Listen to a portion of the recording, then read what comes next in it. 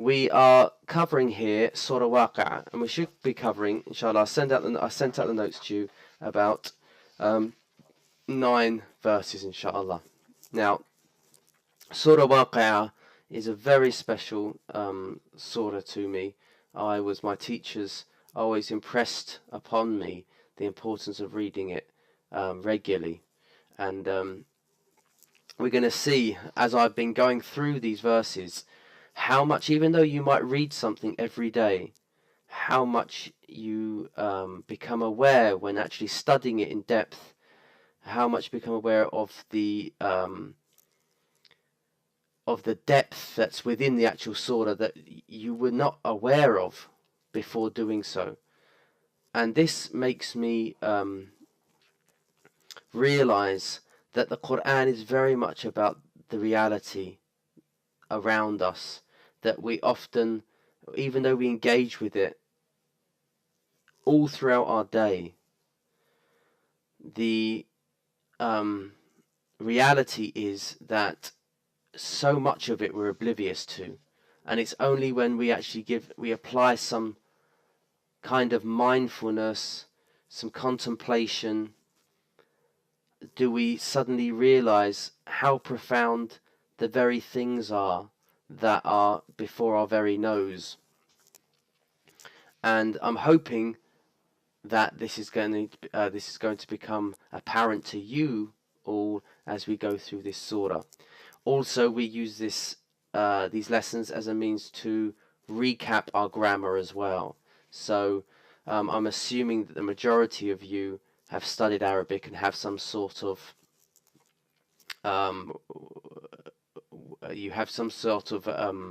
access to understanding the grammatical points that we're going through today. So, Surah Waqi'ah, without further ado, is chapter 57, okay, in the Quran. It's a Meccan surah. There's a little debate about some of the verses in there, which we will talk about once we get to them. But it's the 46th chapter that's revealed. It's about 3/4 of the way into the Meccan episode. And so a lot of groundwork has been laid, but you'll see as we go through that Surah Waqi'ah is very much dealing with very Meccan themes, i.e. the authenticity of the revelation, matters to do with the next life and instilling an awareness that the next life is a reality, and questions that attempt to ignite a sense of contemplation in the minds of the disbelievers regarding the nature of God and regarding the nature of the next life. And so it's very Meccan in those themes. It's also it's part of the 27th portion, the juz of the Quran, and that's going to be coming. That's important before we come to studying a Quran in itself. We have to understand its relationship with the surahs around it, and you'll see if you're going to look. This juz starts at the end of Surah Dhariyat, and it ends at Surah Hadid. In the notes that I sent you, you'll appreciate that the themes are very much to do with affirming the nature of this revelation and the truth of it, and also to do with the circumstances of the people and what they will go through in the next life. You'll see this running throughout all these surahs, and for further information about that, you can go through the notes that I sent you in an email yesterday to see and it's really important that you see those links, those running themes. As you're reading these surahs, you've got to ask what keeps coming up, and definitely what comes up a lot of the time is these concepts at the beginning of the surah about nature and its ephemeral quality, that it's passing. Also, to turn yourself to Allah subhanahu wa ta'ala. At the end of the surahs, they all end on this turning and devoting yourself to God and contemplating His majesty and His beauty. So the merits of this chapter, the Prophet ﷺ said, in a hadith, it's rigorously authenticated by Tirmidhi, says Hud and the event, i.e. Surah Al-Waqi'ah, Surah Al-Mursalat, and Surah Amma, a Naba, and Surah Takwir, إِذَا الشَّمْسُ كُوِّرَتْ, these have turned me grey. So what we appreciate from this verse, this hadith, is that these are very powerful surahs that we are studying. Stories that instill a sense of this impending hour that's coming upon us, and that we have to prepare for it, and it's going to be overwhelming. Also, the Prophet ﷺ, it's been related that he said in a hadith by Bayhaqi, whoever recites the event, Surah Waqi'ah, every night will never be afflicted with poverty. And it's related that Abdullah ibn Mas'ud, on his deathbed, that Uthman radiallahu anhu came to him and said, shall I not come to call a doctor for you? And he said, it's the doctor that brought me this illness in the first place, i.e. God, Allah subhanahu wa ta'ala. And he says, what have you left for your daughters? He says, I've left behind Surah Waqi'ah, because the Prophet ﷺ said, whoever recites this every night will never be afflicted with poverty. And Ibn Ajiba mentions that this is because whoever contemplates over this surah regularly, they are already prepared, and they don't feel a neediness other than Allah subhanahu wa ta'ala. The word in Arabic is faqa. So they don't sit this neediness and attachment to the world. They are aware that they are constantly having to put it in a focus, when they're dealing with this world, put it into the higher focus and higher perspective of the outcomes of the next life. And this surah ponders upon this death and what's going to happen after death. These are major themes in Surah Waqi'ah.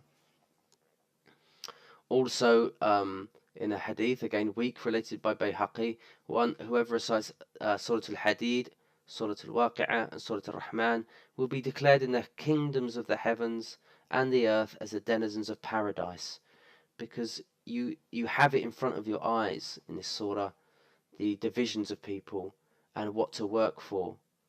And so it inspires you. And interestingly, as I said, not just Surah Waqi'ah, Surah Al-Hadid and Surah Al-Rahman, these were the three surahs that were impressed upon me to memorize when I was in Morocco. Even in state schools, this is the hizb, i.e. half a juz, that people memorize at school. And then Masruq ibn al-Ajda', who was a student of Sayyidah Aisha radiallahu anha, he was a tabi'i, and his father became Muslim but never met the Prophet ﷺ, said, whoever wishes to know the affairs of those who came before, those who of the garden and the fire, and the affairs of this world and the next, let them read this chapter. So it puts everything into perspective. You get a holistic understanding of life itself. So these are the merits. And so it was impressed upon me to always read this. Some of my teachers are impressed upon me to read it in the morning and the evening, whilst others just in the evening, after Maghrib, and some saying after Asr. So we mentioned this. Every portion of the Quran has a theme, and the themes of the portion 27 are the reality of the unseen, specifically the next life, and its terrors and the danger of denying it, reminding of people of what occurred to those who rejected it before. That's a major theme in these surahs that run through Juz 27.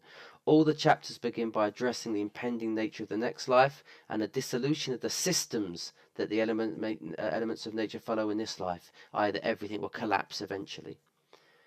They cover the bliss of the people of the next life and the details of the experience. There are numerous sections, and also to do with the people, the hell as well. There are numerous sections that pose rhetorical questions to encourage inquiry and challenge those who reject to really reflect on this revelation.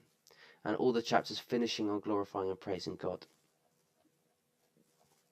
Another beautiful thing about this surah is that it mirrors Surah Rahman.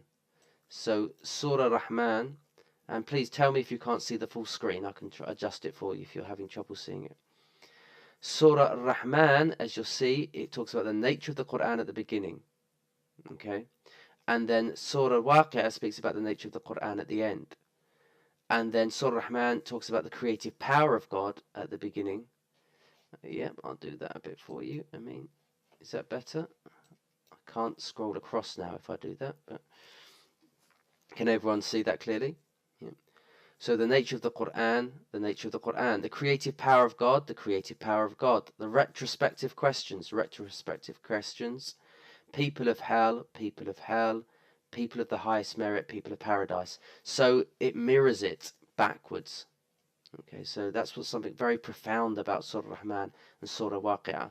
They have a intricate relationship between the two of them. And then Surah Waqi'ah adds this final addition to it, the three divisions of people that will move us into Surah Al-Hadid, talking about specifically focusing on the believers and the munafiqun and what's going to occur between them in the next life.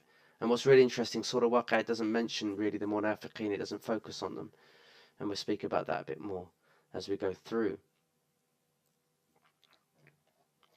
So the themes of Surah Waqi'ah go like this, and we've got a chiasm here. They're going back and forth with the meeting at the middle. Look at this.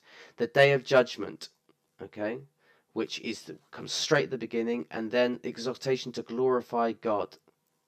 Okay. And so there's a link between the Day of Judgment and God, preparing for both of these, the meeting. Then three groups in the next world and what they receive. Then the three groups outcome. So 2 links to, we've got 1, 2, 3, 4, 5, 6, 7. So 2 links to 6, 1 links to 7. Then we have the reminder of God's power to resurrect, and then the nature of death. And then the nature of the revelation itself, bang in the middle. And so we've got the 3 major themes of Day of Judgment, Revelation, and God.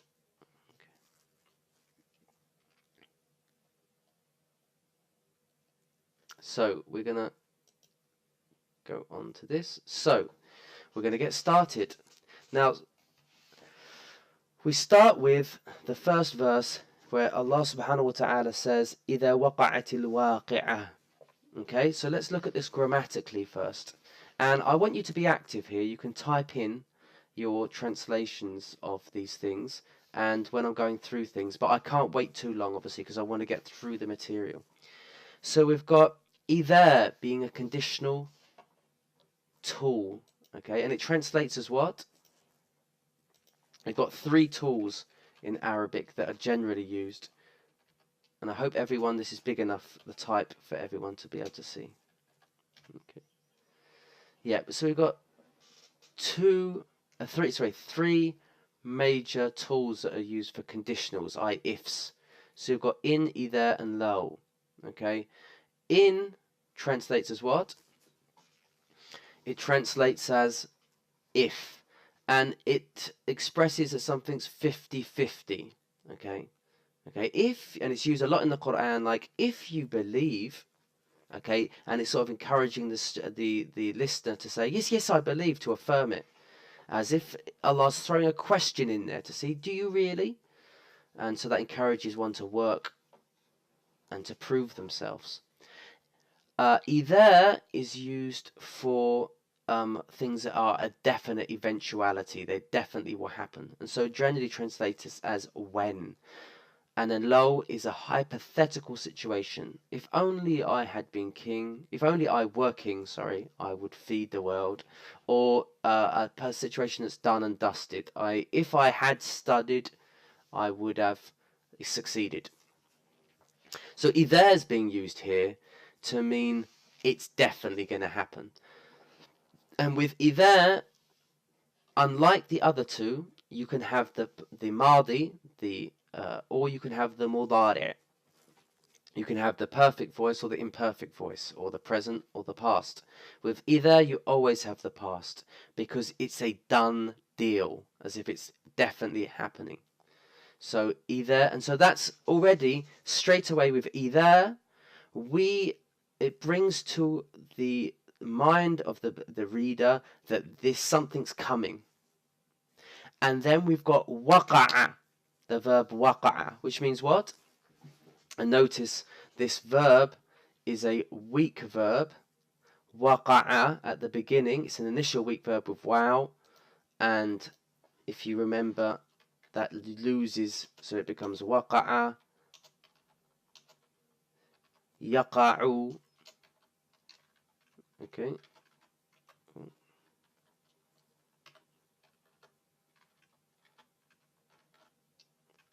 And then the command, it becomes qa'.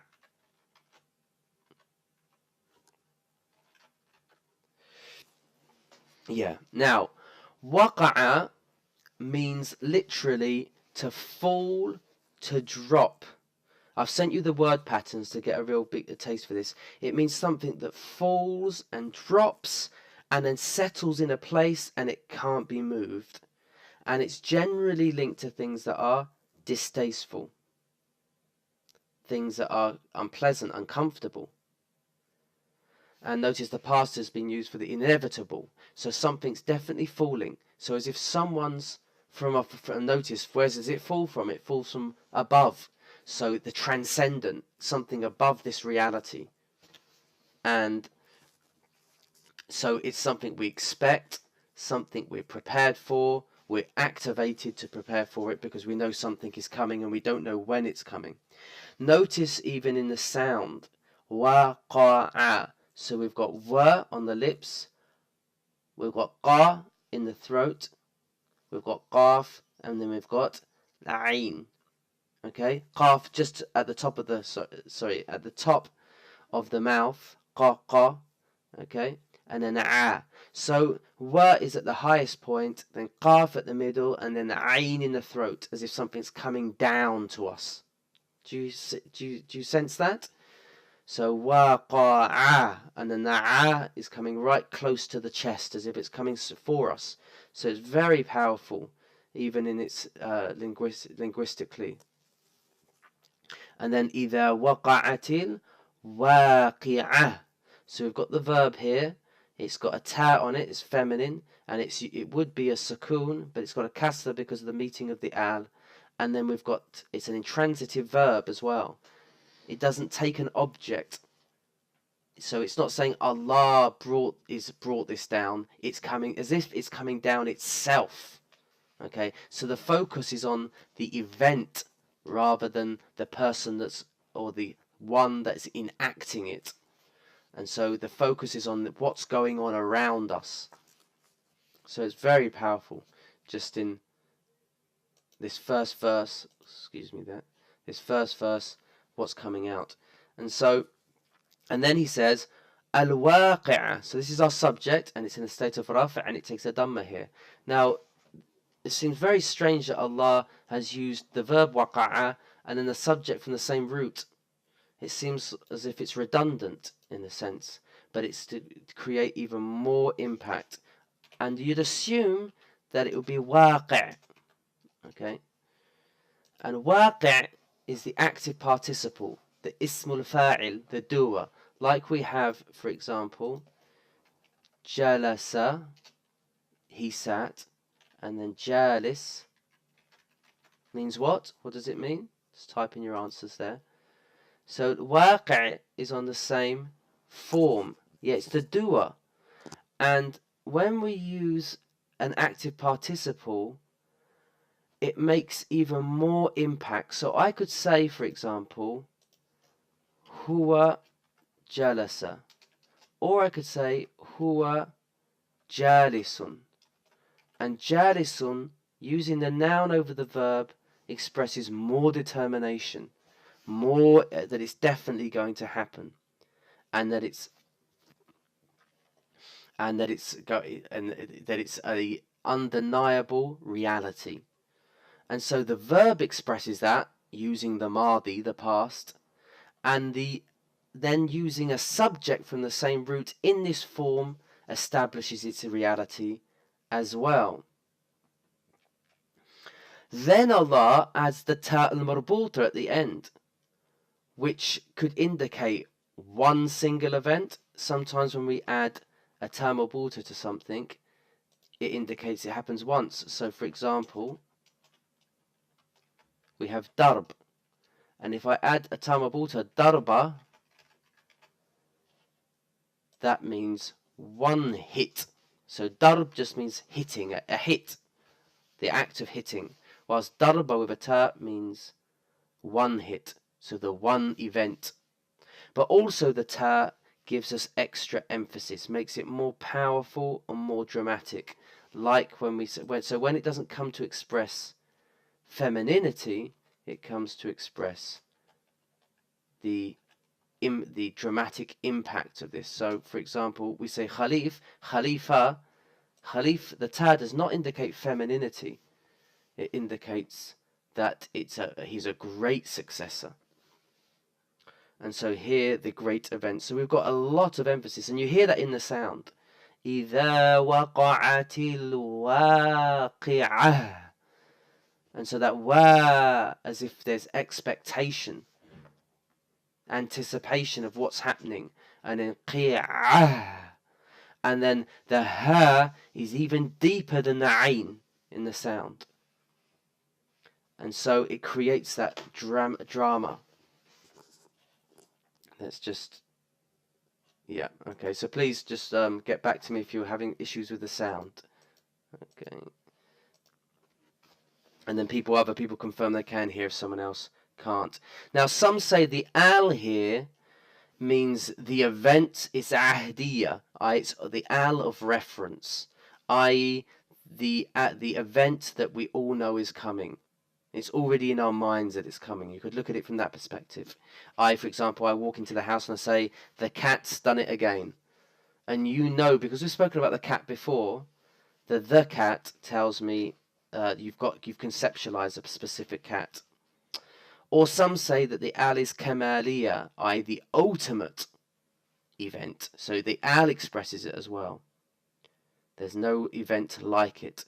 So can you see here now how many tools of emphasis we've got here? We've got either, we've got it that it's in the past, we've got it that an active participle's being used, we've got it that the al is kamaliya, and then we've got the ta, and then we've got the sounds in themselves. The next tool of emphasis here is the question that's raised is, where's the second clause? When the event occurs. Okay, so usually you say, when you come home, food will be on the table. You've got but it leaves it open. And the scholars differ about this. Is the second clause missing? And that's even more dramatic. So, for example, when you get home and you go, oh my God, what's going to happen to me? It creates, it leaves you imagining what could be waiting for you. And that, the imagination will always tend to imagine the worst case scenario. Also, just going through my notes here to make sure I haven't missed anything. So where is it? Some said the second clause, some say the actual second clause is laysa li waqa'atiha kadhiba. So when the event occurs, there will be no, and we're going to go into the meanings of this, there will be no denying it. So that's the second clause. Or there's another possible translation of that, there will be no repelling it. Some said. Okay. Some say the second clause is for ashabul maymana. Yeah, I mean that might be your end. What I recommend is you come in the class and come back out. Okay. So some say that it goes all the second clause is for ashabul maymana, i.e. if when the event occurs, فأصحاب الميمنة ما أصحاب الميمنة وأصحاب المشأمة ما أصحاب المشأمة والسابقون السابقون. The division will happen. When the event occurs, the division will happen. Some say that's the second clause. Others say no. The second clause is something omitted as well that means bring to mind, be mindful, contemplate when the event will occur. I bring to mind that day, the day when the event will occur. Some said that as well. So you see how much we've just done. إِذَا وَقَعَتِ الْوَاقِعَةُ And how much can be derived from just this one verse?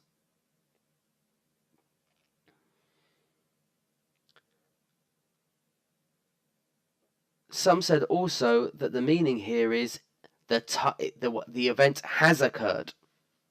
So, like Allah says in Surah Qamar, إِذَا اقتربت الساعة, the hour has drawn near. And so, what it means is that إِذَا means the time of the impending event has fallen, as if it's already happened.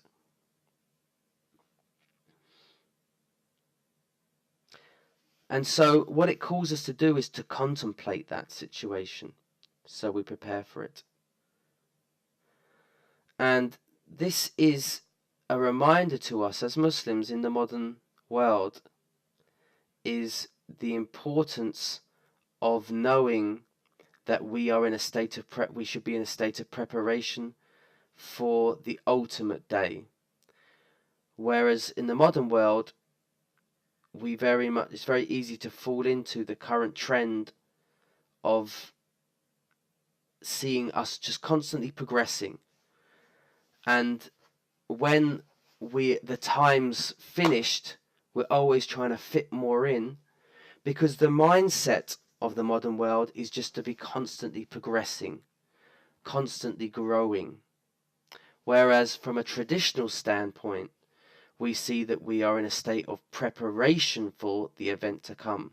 And that infuses our very experience of life itself. If you think about how we interact in our daily life, we're constantly trying to fit things in, get things done, which is important. I'm not dismissing that. But when it becomes a be and an end all, we forget about things that come to us in our life, and we have to deal with them and accept them and open ourselves to them, like the death of a loved one, or illness, or our plans not going out as they were meant to, like very much what happened to me today, where the sound wasn't working. I have to accept that, whilst internally sometimes it feels like our motor still wants to drive on, and that just causes us damage. And so I found a very nice quote here, is that it's the ultimate day off, not the ultimate off day. And so when things don't go our way in this modern world, we think that everything's gone off, not working correctly. But when the hour comes, it comes at the right time, and are we prepared for it? It's round the corner. And so this enables us to see time as sacred.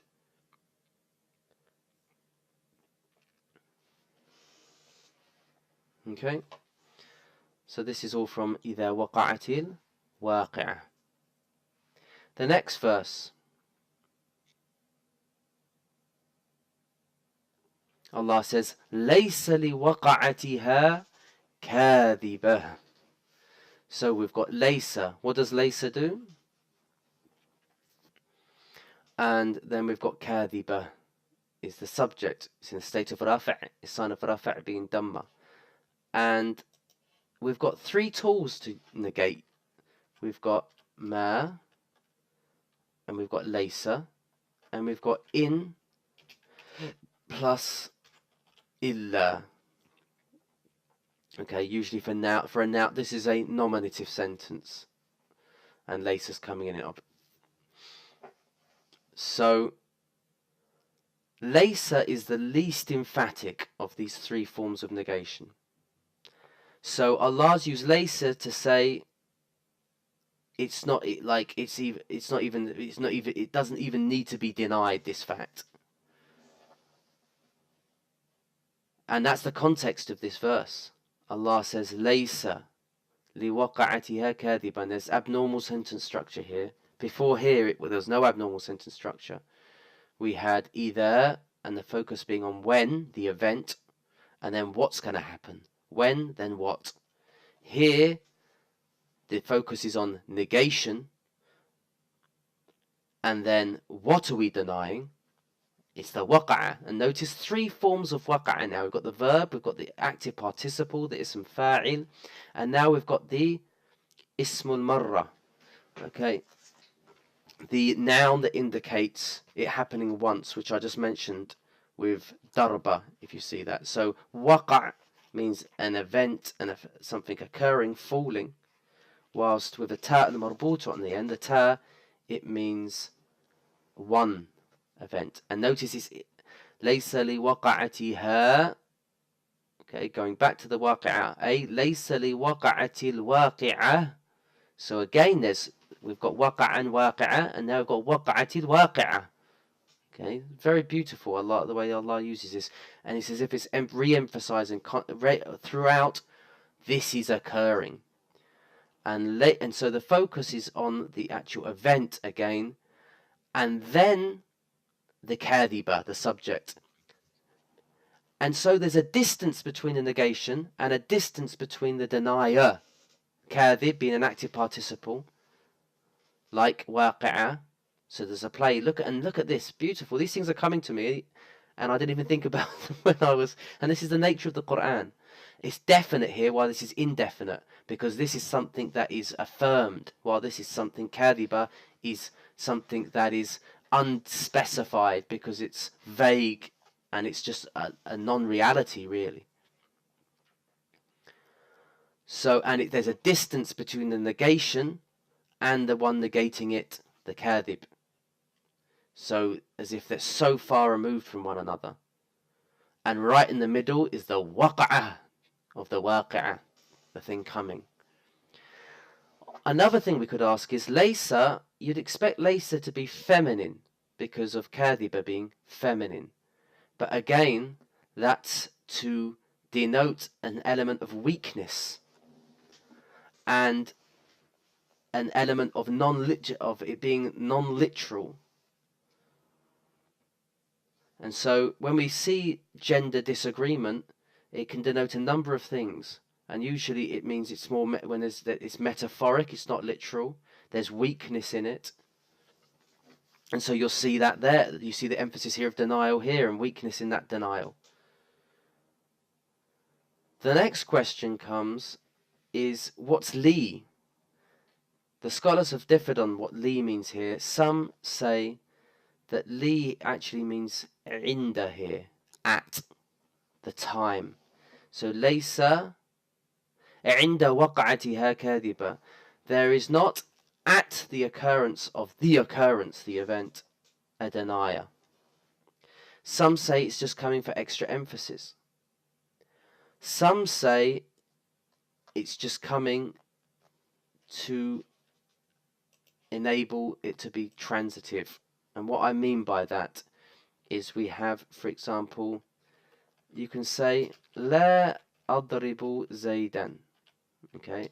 Or we can say Lastu dariban zaydan. Or we can say Lastu li zaydin dariban. So when you bring that forward, in order to connect it to the hitter, we use this li. It's called lam of ta'diyah, in order to enable. There's showing there's a connection between the two. So laysa li waqa'atiha kadhiba. Okay. And notice that's been brought forward, that lam, and then the person it could be connected to is being left behind as well. So there's all these nuances about separation and distance and denial of being far-fetched. Some say that it's for ta'lil, reason. Laysa li ajli waqa'atiha kadhiba. There is, so for the sake of its event, there's no denier. Now, why is this feminine? Is it for emphasis like waqi'ah? I've not seen any one say that. Some say that it means laysa li waqa'atiha nafsun kadhiba, a soul. So here is omitted nafs, and that's why nafs is feminine. And notice that nafs has been omitted as if it's not even there, because there will be no one to deny it. Again, brings in the emphasis. So the amount of tools that are being used here to express that denial is an impossibility are probably be interesting. I've not numbered this, but maybe they might be up to 5 or 6, like the uses of emphasis that this is occurring in the previous verse we did. So some say it's an adjective for nafs, or some say it's an adjective for hal, i.e. there's not a state that is going to deny. And we said that kadhiba means deny or to repel, it can mean. So it's going to happen, and there's nothing that's going to be able to push it aside. Interestingly, kadhib comes from the root kadhaba, which means to lie, and it means to deny usually. But kadhib means something that's does not conform to the reality. And so this is the reality. The waqi', and waqi' is usually translated as a reality as well. It's there, it's been placed, and it's firm and stable and permanent. Well, kadhiba is something that's fleeting, not reality, has no substance to it, and it's not in conformity with reality.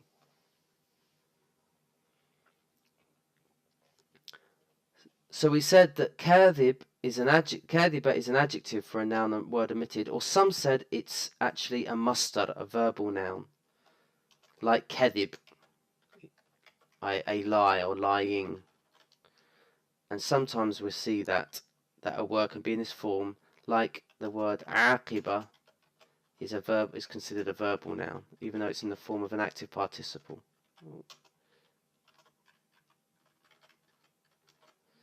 So there's no denying, it would translate there. There's no denying, or there's no repelling to its occurrence. That will be the translation there.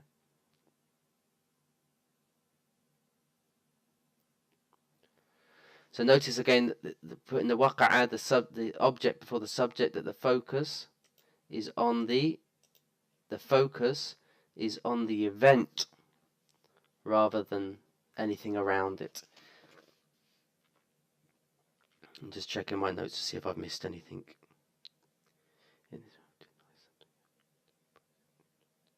Yeah, and this is really beautiful, is that usually when a calamity occurs, we sometimes go into a state of denial because it's too overwhelming. We can't process it. So if something horrific happens to someone, they might pass out, and when they come to, they don't even recall the event. And so it seems to suggest here that on that day, yes, it will be overwhelming, but you won't be able to go into a state of denial about it. And you will be processing it no matter what. So these are some of the meanings. And I say some of the meanings because if we were to sit with this, we would probably draw more and more upon it. Then the third verse, Allah says, خَافِضَةٌ رَافِعَةٌ.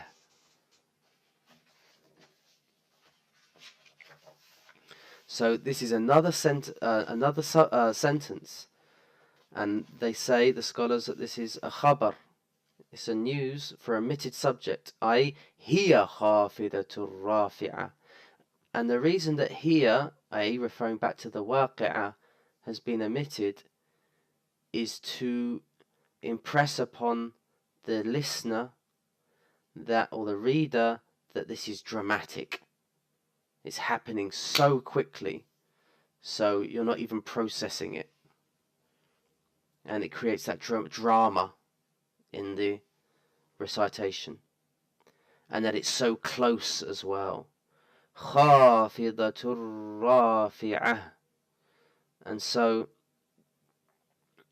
khafid means to lower something. And rafi' means to raise something. Like we've got rafa', the state of rafa', and we've got the state of jar, but there's another term for the state of jar. We say the state of khafd.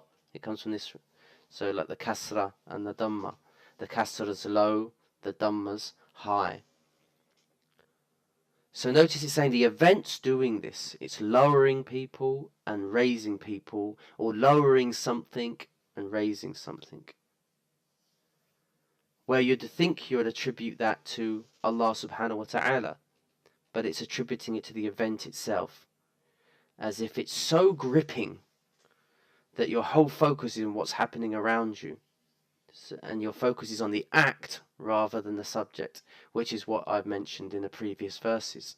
Allah's not even mentioned here yet, and it's if He's not even come yet, because the shaking on the Day of Judgment, they said this is happening after the second blowing of the horn, when we rise. There's a bit of a difference of opinion. Is there 3 blowings of the horn, or there 2? But we won't go there and speak about that. Rather, this is the blowing of the horn at the resurrection. And so the focus at the resurrection first is about what's happening around us. And then Allah comes with the judgment. So the focus is on the act rather than the subject in the moment. Now, what does it refer to here? And notice these are active participles as well. He could have used a verb, but it says this is definitely the case. There'd be lowering and there'd be rising. So some said that the lowering refers to the people, i.e. the people of arrogance, the people who raise themselves up. They will be lowered on that day. And the people of sincerity who humbled themselves will be raised on that day. Others said no, it refers to the earth will be lowered, i.e. it will be completely brought down and flat. It will be flattened. And the raising is the mountains, i.e. they will be raised up in the air as if they're dust. So leading us on to the next verse. What's the subject? What's khafid al-rafi'ah? Some say Yawm al-Qiyamah. Okay. But it's vague. Okay. It's vague to us what it is. But obviously, because it's not mentioned, but it just instills in us again the sense of the acts that are happening around us. So what I'd like to bring your attention to here now is the first 3 verses. Have you noticed that they've all got Tamabutra on the end? Okay. And so you've got Waqi'ah, Kadhibah, and then Rafi'ah. Okay, to create that drama. That's the first thing. So there's 3 verses that employ the Tamabutra at the end. And we're going to see that Surah Waqi'ah, the section that we're studying today, is all about 3s. The 3 who are sectioned. 3 events that are happening. The event, then what happens up when the event occurs, and then the partitioning of the people and being divided into different groups with division. Also notice the first verse is about Yawm al-Qiyamah, the second about the nafs, if we to take that opinion, and then we go back to Yawm al-Qiyamah, as if Yawm al-Qiyamah is surrounding the nafs on all sides. We go to the next verse. So please type in your questions if you have any questions. Then Allah says, إِذَا رُجَّتِ الْأَرْضُ رَجًّا. So we're going to go on a bit because we started late. إِذَا رُجَّتِ الْأَرْضُ رَجًّا.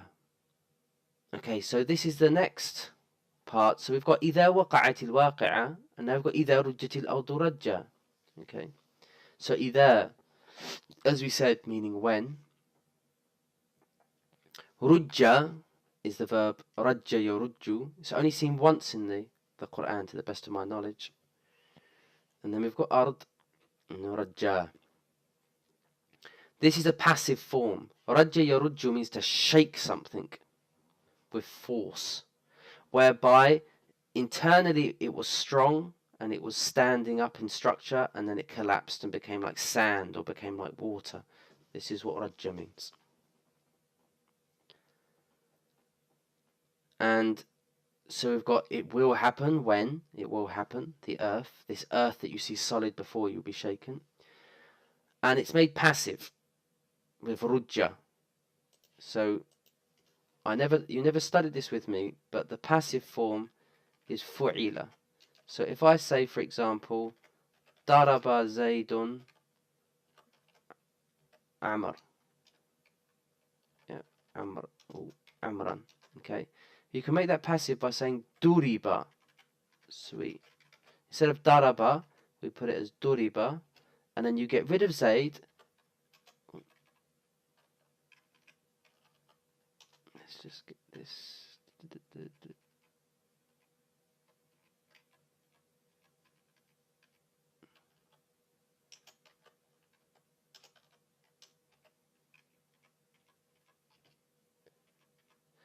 Duriba Amrun. How do we translate that? Duriba Amrun.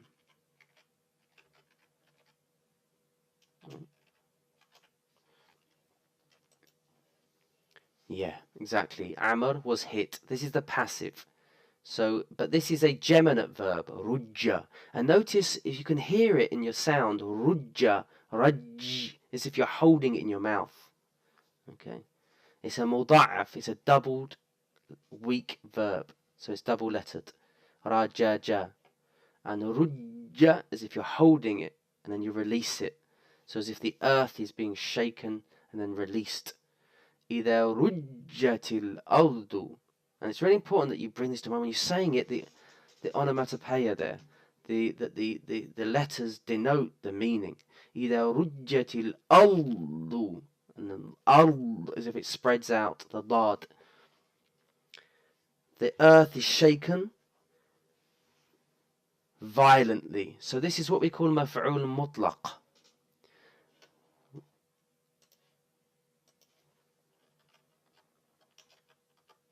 مفعول مطلق.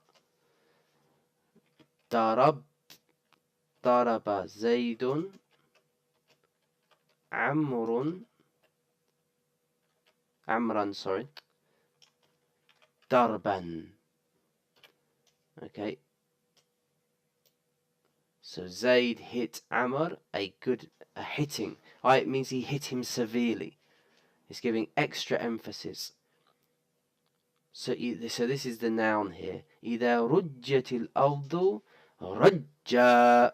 And notice we haven't got the tamabuta now. We've moved to an alif now in the endings. Rajja, as if it's spreading out.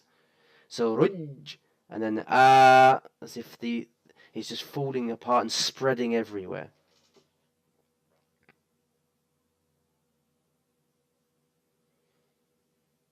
And some say that this sentence, again, that doesn't seem to have its second clause mentioned.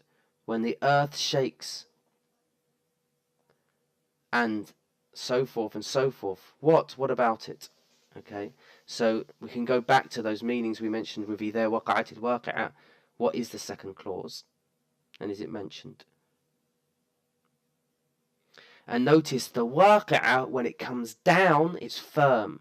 And so what we assume to be firm, i.e. the earth and the mountains, they become like nothing. So what you believe not to happen and not to occur and it's weak is actually strong.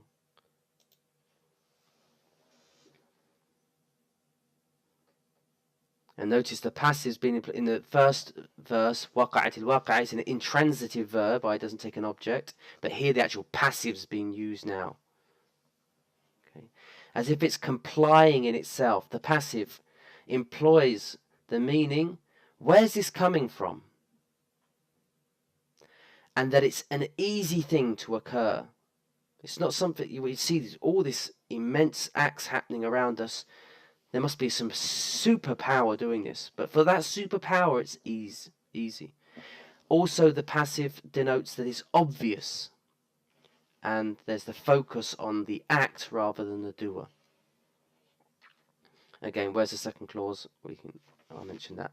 And Allah mentions a number of things, verbs to denote the destruction of the earth. So إِذَا زُلْزِلَتِ الْأَرْضُ زِلْزَالَهَا, we have shaking. And then rujja is the next stage. Okay, so we see a number of other verbs being used for the earth. وَرُجِفَتِ الْأَرْضُ. You see the rajif and zilzal and rujja. But the focus of rujja is shaking it till it internally collapses. The next verse. وَبُسَّتِ الْجِبَالُ بَسًّا. Okay, so see this stretching of the alif again. So again, a double weak verb. وَبُسَّتِ from basasa. Okay, but notice rujja and bussa. Bussa is far more light in its pronunciation, because now it's talking about the mountains, and jibal, the plural of jebel, becomes bus, as if like fizziness in the air. Because bassa means to for something to become mixed, like dust and rock together, like two materials to become mixed. And they say here it's dust and rock. And Allah uses a number of verbs in the Quran to describe the mountains. We've got nasf, we've got al-ihn, it becomes like cotton, and then it becomes haba, which we're going to see next verse, and then sarab, it becomes like a mirage, as if it's not even there. Bas is very similar to another word that's going to be coming next, is bath. So you can hear that bas and bath, s and th come from very similar places of intonation. And so the mountains will basically, as this impending event comes down, it shakes the earth, and the mountains go up in the air. It's uprooted from where they came, their foundations, and then they just crumble into like an explosion's happening.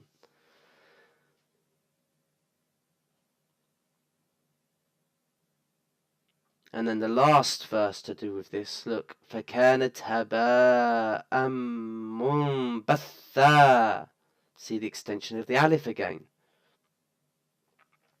Now notice, rujjat and bussa, these are acts happening. But in the third verse, here, Allah uses kanat. فَكَانَتْ, i.e., the mountains. And kana means that something's established, it's a fact. It was, and it is, and it will be. فَكَانَتْ, and which is a play on laysa, because laysa and kana are very similar. So laysa is negative and weak in its negation. Kana is established and firm. And notice these were as well. And then we've got fa. So that so the result is all of a sudden. That's another meaning of fa. Suddenly. Or the result is that they are and were and will be in reality nothing. Kana establishes that this is what they are, the reality of them. Haba'am munbatha. So see the extension there. Haba, and haba means particles in that you can't even see in the air unless the sunlight's shining on it, and then you see them. Others said it's like the dust that's brought up by the hoofs of the animal as they gallop off. Others say it's the sparks that come off the fire that eventually just dissipate into nothing. And so the reality of this world that we see and we hold to and we believe to be a reality will be haba'an munbatha. Haba, that is munbath. And this is an active participle used here for form. Do you know the form here? Just to test you on your forms. Which one's this?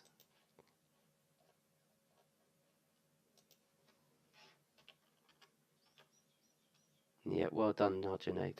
So it's in fa'ala, which in the 10 forms class I was teaching, as I think I said 7. Yeah, it's 7 as well. And this is, look, munfa'il. But it's a doubled weak one. So in batha, bath. So from bathatha.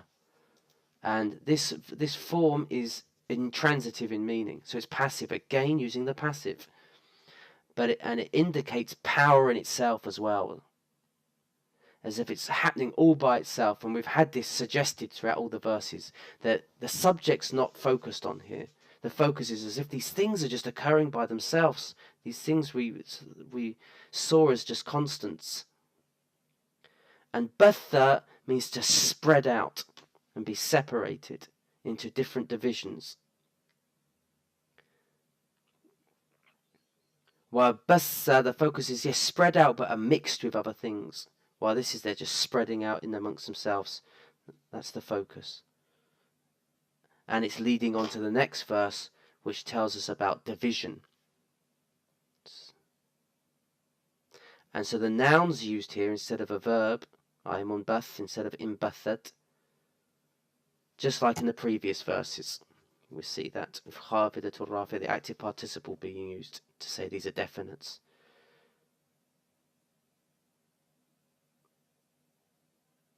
And so these three verses here, again 3, imply that when this occurs, everything will just become nothing. And so that shows our lives will become nothing. And all that we're left with after that is our intentions. And so the true reality of our acts are the actual intentions we put behind them. That no one can see, really, truly ascertain and measure in this life, but they will be measured in the next life. And they will be what is weighty in the next life, not our acts, because everything will be shattered to be in the reality.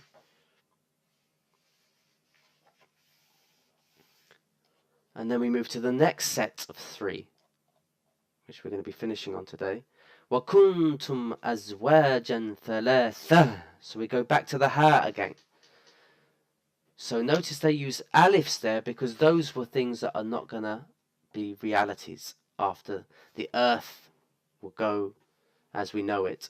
The mountains will go as we know it. And that it will be dust. So they'll be spread out, nothing. And now the realities hit. And what's the next reality? وَكُنْتُمْ أَزْوَاجًا ثَلَاثًا. And the state is, some could say this is waw al-hal, it's a state, or it's just and, meaning and. And you, or, and the state is going to be that you, kuntum. Notice kana's used, again, I didn't even think about this when I was kana, they are like so, and you are like so, and this is going to be definite. وَكُنْتُمْ, and you will be. أَزْوَاجًا ثَلَاثًا, 3 groups. So the ha at the end creates that drama. Now, azwaj, you will be separated into 3, like the mountains would be separated into pieces. And the word azwaj is the plural of what? What word?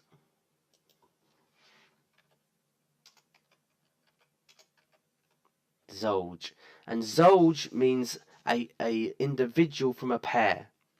So it can mean a spouse, like in marriage, but it also can mean the opposite of something else, i.e., not that they're equal, but rather they complement one another. They differ to one another, but they complement one another.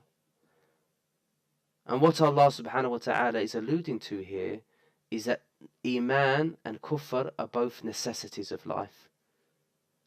The dualistic nature of reality is something we have to deal with. We can't have one and not the other. And they're there to complement one another, and so we can learn from one another. Now what's interesting here is that you'd assume that wakuntum, the normal structure is thalathata azwaj. It's usually written like this, but Allah says azwajan thalatha. So the focus is on, why has He not put the number first? The focus is on the groups, that you will be groups that are complementary to one another. and you will be divided, and you will be 3. And the reason Allah put that structure is to play with what's already been mentioned, to create that dramatic impact, but also that the focus is on the groups, then that they are 3, then there will be 3, rather than saying 3 groups.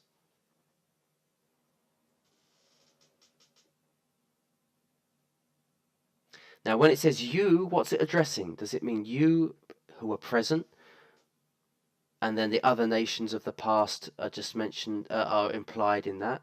Or is it just mean the present just itself? So are you addressing you and all the nations of the past? Or is it mentioning the nation that with the Prophet Muhammad ﷺ and us as we read this? You. Okay, there's a difference of opinion about. So that's possibilities there.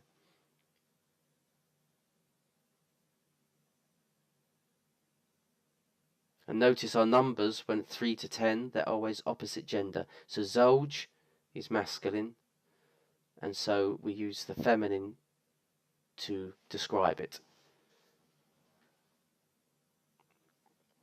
فَأَصْحَابُ الْمَيْمَنَةِ مَا أَصْحَابُ الْمَيْمَنَةِ. Then Allah says, fa here, we call it fa tafri'iyya, it's separating. So it's going into details about this now. So وَكُنْتُمْ أَزْوَاجًا ثَلَاثًا, the next 3 verses are going to now break this apart, this statement, and go into detail about it. فَأَصْحَابُ الْمَيْمَنَةِ. So, the companions of the right. What of the companions of the right? The companion Maymana comes from the root Yamana, which means good fortune, or can mean the right, i.e. the right side. We know that ashab obviously is the plural of sahib, and it's the mubtada, and the Maymana is the second part of idafa. Ashab al-Maymanati. And this is a mastar here. We call it mastar mimi because it starts with a meme. And then the term buta gives extra emphasis. So what it's saying here is the people of the far right. What of the people of the far right? And the scholars differ about the grammar of this, but Sheikh Ali al-Hani, who was going through his lecture, said the strongest opinion is that ma is a khabar muqaddam. It comes forward. It's a ma, it's a khabar, a news that's been brought forward. The people of the right. What about these people, the people of the right? And it's being used here as a question of wonder. Oh, what about the people of the right? Okay, and I said that Maymana could be translated as right or the people of blessing. It could be because that's implied from the word human. And usually you expect it for ashabul maymanati ma hum. You'd think the pronoun would be used here because it's already been mentioned, but they've been mentioned again for grandeur, to exonerate them, to venerate them. And some say this is the people on the side of the right of Adam alayhi salam. At the beginning of time, he was shown to him his offspring who will be the people of the right, and those who will be the people of the left. Or some say it means the people who have the book in the right hand.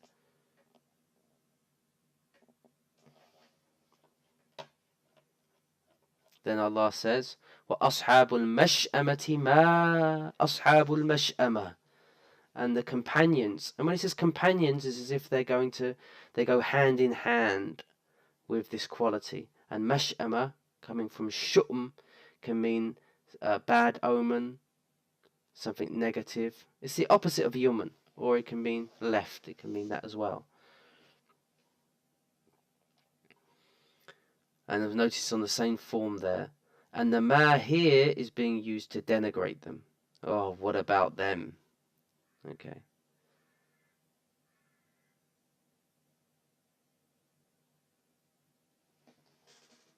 And mash'ama can mean those who are left back as well. It can have that nuance. Whilst maymana can mean those brought forward.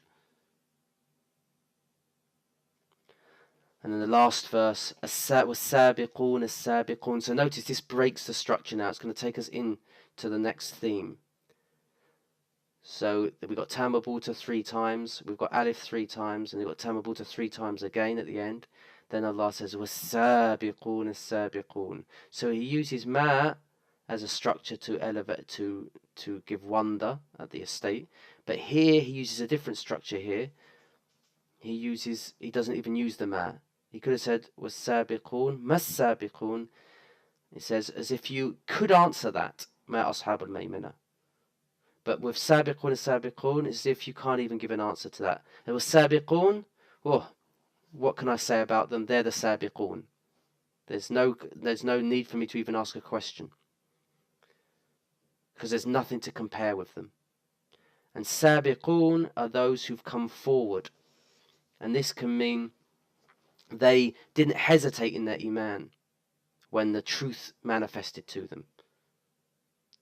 Others say that they didn't hesitate to take good acts, to work towards good acts. And some say this refers to the people, the muhajirun, the emigrants.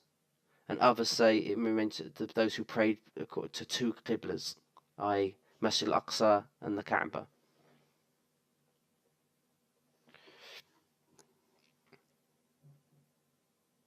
And so because they didn't hesitate in this life, they get to go in to paradise before everybody else. They have their own special place, because in reality they're from the Ashab al-Yamin. But it's as if they're right at the forefront. So Allah could have said Ashab al-Maymana wa Ashab al-Mash'ama. But he mentions a third group. And in reality there's 4 groups. There's Munafiqun as well. But Allah doesn't mention those. And he wants to highlight right way ahead of them, as if we've got to catch them up. So notice they mention last, as if we've got to catch them up.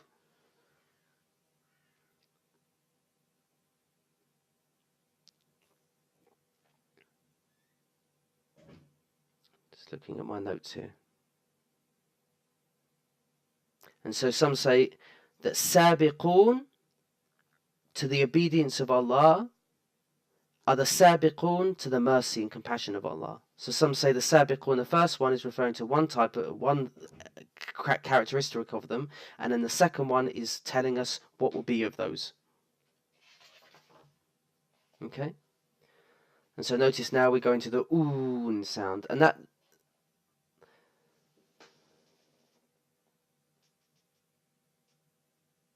I'll just deal with that in a minute. So what do we reflect on here?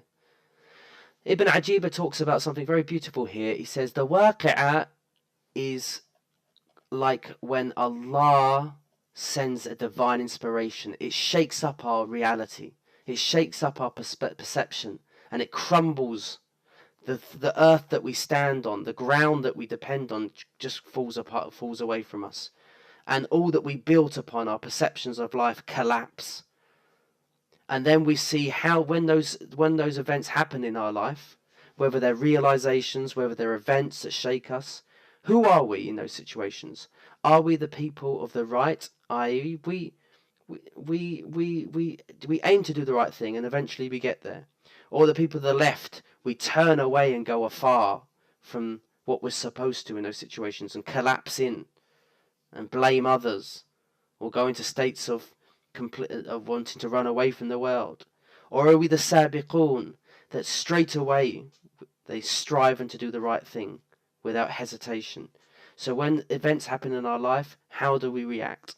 So Ibn Ata'illah says, when the divine inspiration, that impact comes to you from the divine, it demolishes the customary patterns all around you.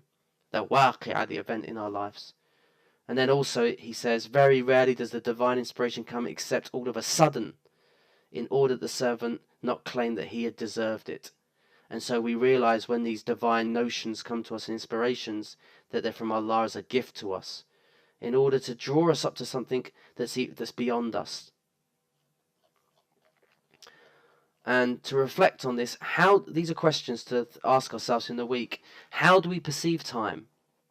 Is life about just progressing and we see things that come in our life that we didn't plan for as disturbances to that?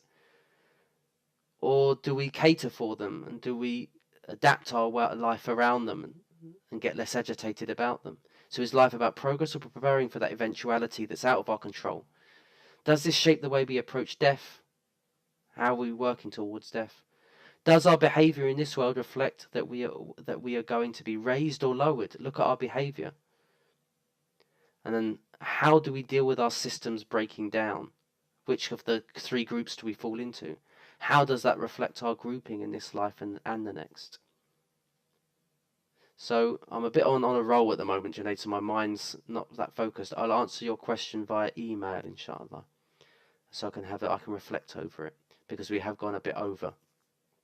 So just email me that question, Junaid, and I will send it out to the others as well. So thank you very much, guys. I hope that was beneficial for you, and that you got to really taste and experience the Quran here with Surah Waqi'ah. For me, personally, it's been very profound going through this, and I read this surah generally every day, and I didn't even get these meanings. And so we see just what we can draw from these surahs when we understand the Arabic and really be able to engage with it. So thank you very much. As I said, please give me feedback. It helps me in developing the resources and material in the later lessons and improving things. And anything that you've just taken from the lessons as well, to share it. That will be very beneficial for me, that we can share with others as well, because as I said, this is a Quranic circle that we're trying to come together and to really reflect upon the Quran. And so even outside the lessons, I set up a Facebook group for us all as well. So I mean, we could do it on you should be all on the Connecting to the Quran group. Actually, we can do it through there, because it's nice for the others to see that as well. It's really important we share things with one another, reflections and so forth, because I want to hear your reflections. If you maybe you had some awakenings and dawnings and realizations as you went through that I didn't touch upon as well. So you could share those through email if you don't use Facebook, or WhatsApp. You've got my number, and we'll take it from there for next week, inshallah. Okay, thank you very much, guys. سبحانك اللهم وبحمدك نشهد أن لا إله إلا أنت نستغفرك ونتوب إليك عملنا سوء وظلمنا أنفسنا وإن لم تغفر لنا وترحمنا لنكونن من الخاسرين سبحان ربك رب العزة عما يصفون وسلام على المرسلين والحمد لله رب العالمين. And I forgot it was Maghrib. I do apologize. The event has come, which is prayer, and we should have broken up for that, but but I was trying to progress through the material. Take care.